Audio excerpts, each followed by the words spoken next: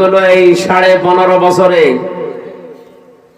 পৃথিবীর নিকৃষ্ট মানুষ যে 6 জনের নাম বললাম তার ভেতরে আর একজন যিনি পালিয়েছে উনি।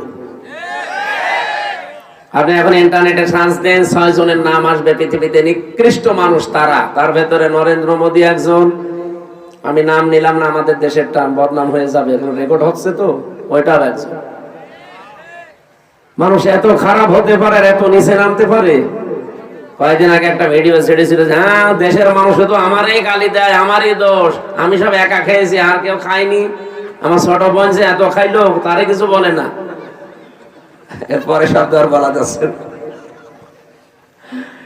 সবগুলো খালি খায় খায় পাঠিয়েছিল। কি করেছে দেশে।